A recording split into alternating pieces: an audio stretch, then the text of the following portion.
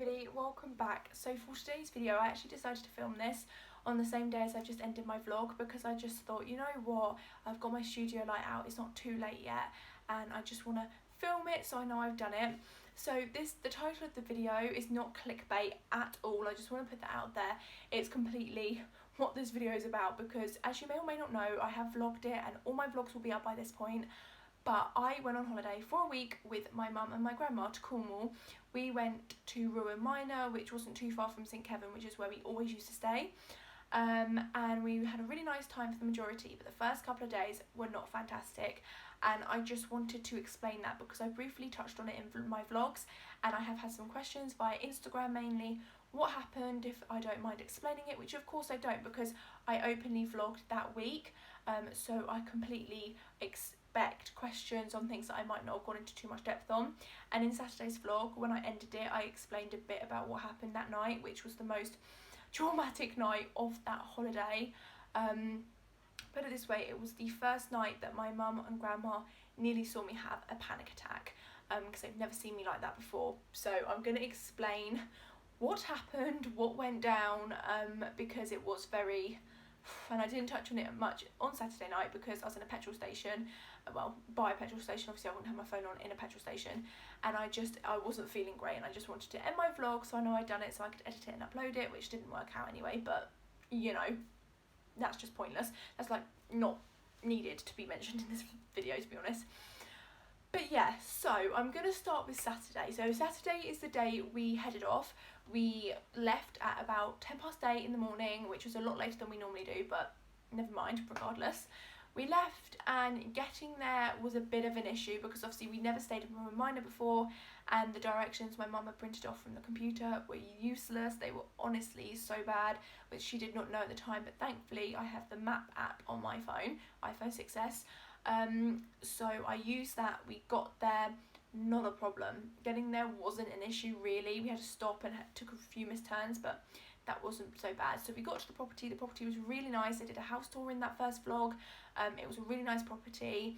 It was really in the middle of nowhere for us, which was a bit different, but we got there, we unpacked, it was all good, and then we tried to head out to St Kevin to go to Roskilly's, and we tried getting there 3 times, and the third time was the worst. So we turned down, instead of turning down to Kenwick Sands, and I think it's Kenwick Sands and something else, you have 2 turns. You have right, which is Kenwick Sands, and left, which is Catchwith, or however you pronounce it, and we decided to turn down Catchwith, and it was the most narrow roads possible. I don't think I've ever seen narrow roads as bad as in Ruan Minor and Catchwith. They were awful, and the signal was horrific. There was actually no service for most of that journey, so I couldn't even get the maps up to get us sent to St Kevin because obviously I couldn't use my 4G. And then it was just so narrow, it was dark, we had no idea where we were going, there was no signposts, literally down that road and that stretch of narrow lanes, there was no signposts. It was horrific. We were all like, my grandma was like trying to, obviously she was calm in the back, but obviously me and my mum, we were panicking, and I was really panicking. I was getting really anxious because obviously I had no service, we had no idea where we were, it was pretty much pitch black, no signpost. It was just my worst nightmare, and I could just feel myself shaking. And then basically we got down this really narrow part and we came head to head with a huge Volvo. It was a massive car, and because of the width of the road, it was literally non-existent. We couldn't get past the Volvo and the Volvo couldn't get past us. So my mum was freaking out, she didn't really know what to do, so we were trying to reverse, and then the guy in the Volvo was getting really angry with us because obviously he knows where he's going. He was getting really cocky and just really not pleasant.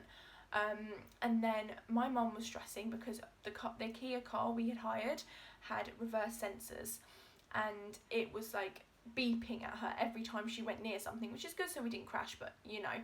So my grandma tried to get out and help her, but my grandma couldn't really hear my mum, and it was just a bit like that. So I ended up getting out. I was freaking out, I was crying my eyes out. It was just, I was on the verge of literally tipping on having a panic attack because I was shaking, I couldn't breathe properly. But I got my mum out of the situation. She turned up into a sort of driveway area to turn the car around so we could head back the way we came. And my grandma apologised to the guy in the Volvo, and he just shook his head at her and went, "I don't know how you guys have a licence."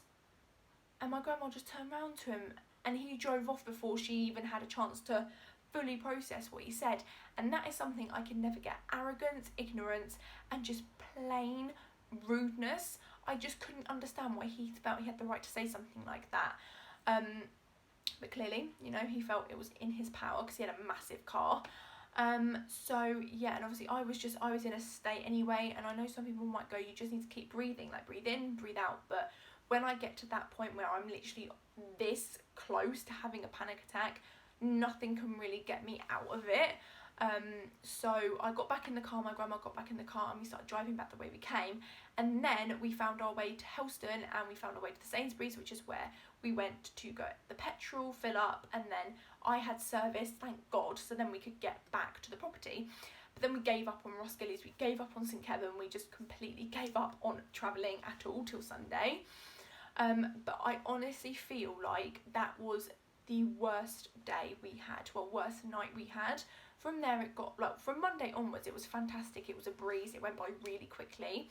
But the weekend, like the starting weekend, was just not fantastic. And then on the Sunday, so our first full day, it was nice, and we finally found St Kevin because I managed to get the app. We saw where we went wrong on Saturday night. We realised we had to turn down Kenwick Sands, like the sign towards Kenwick Sands. Obviously we didn't go to Kenwick Sands, but you know, that road, because it joins onto the road we need to get to St Kevin. But we realised that was where we went wrong, so we was like, great, Sunday we'll know where we're going. And we did know where we were going. We found St Kevin and all of that, but obviously things will change. We haven't been to Cornwall for 6 years, so we, in our heads, we just imagined it not being the same because we weren't being naive or oblivious to the fact that it's been 6 years, but we weren't expecting it to be so different. And to be fair, initially we thought, oh my god, it's changed so much, but in reality it hadn't. But it was because the first thing we saw had changed so much, and it sort of hit us.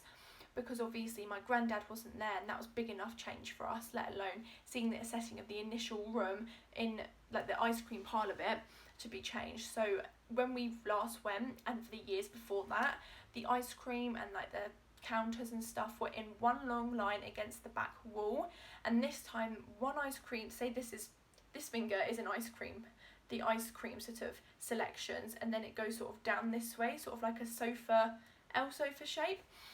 So obviously we walked in and it was really, really different, and we couldn't get our heads around it, which might sound ridiculous to some people, but obviously it was our first holiday there without my granddad. There was so many memories, and you know, we just weren't expecting that. But then we went through to the tea room after we had our ice cream, and we realised that was still the same, completely the same. The outside area was completely the same. The animals and things had completely changed. Like, they still have their cows and everything, so obviously they rely mainly on their dairy for their ice cream and everything else. But they had goats, they have sheep, they have chickens, they have quails. They never had quails before. They have pigs, they have so many other animals, because obviously they need to bring in as much business and revenue as possible, which is completely understandable.